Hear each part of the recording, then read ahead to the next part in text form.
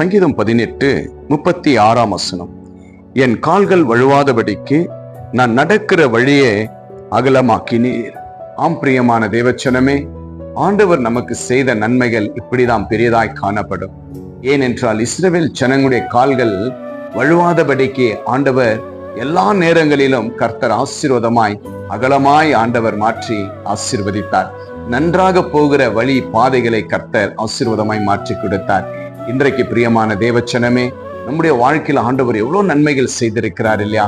நீங்க சோர்ந்து போன நேரத்துல ஆண்டவருடைய கரம் உங்களை பிடித்து உங்களுடைய கால்கள் வழுவாதபடி கர்த்தர் உங்களை தூக்கி இருக்கிறார்.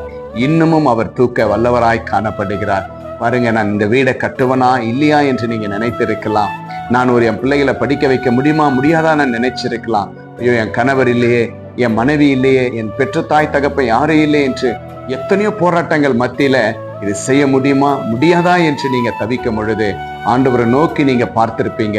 கர்த்தர் உங்களுடைய கால்கள் வழுவாதபடிக்கு அவருடைய கரத்தினால் உங்களை தூக்கி அணைத்து முத்தமிட்டு ஆண்டவர் உங்களை நடத்துகிற தேவனாய் காணப்பட்டார்.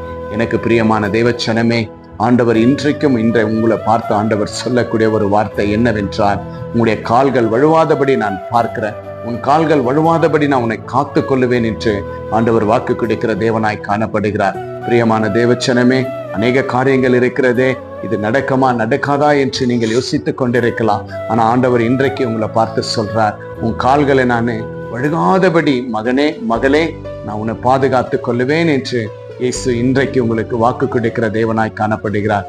விசுவாசிங்க தேவ பிள்ளைகளே, அது எப்படியாப்பட்ட ஒரு காரணமா இருக்கட்டும், எப்படியாப்பட்ட ஒரு சூழ்நிலையா இருக்கட்டும், முடியாது என்று நீங்க அமர்ந்து கொண்டிருக்கலாம், முடியாது என்று சொல்லி அழுது கொண்டிருக்கலாம்.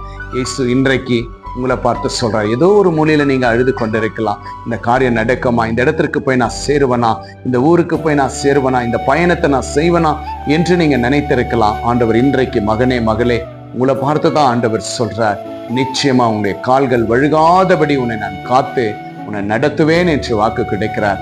விசுவாசிங்க, விசுவாசத்துல நீங்க வாழுங்க, நம்பிக்கையா இருங்க. கர்த்தர் உங்களுடைய கால்கள் வழுவாதபடி ஆண்டவர் உங்களை நடத்தி எல்லாவற்றிலும் உங்களை ஆசீர்வதிக்க இயேசு வல்லவராய் காணப்படுகிறார். இன்று விசுவாசிங்க, ஆண்டவர் பெரிய காரியத்தை உங்க வாழ்க்கையில செய்வாரு. நீங்க எங்க போகணும், எங்க வரணும்னு நினைச்சிருக்கிறீங்களோ, எது நடக்கணும்னு நினைச்சிருக்கிறீங்களோ, எதுக்காக பயந்துட்டு இருக்கிறீங்களோ, ஆண்டவர் எல்லாவற்றையும் ஆசீர்வாதமாய் மாற்றி உங்களுடைய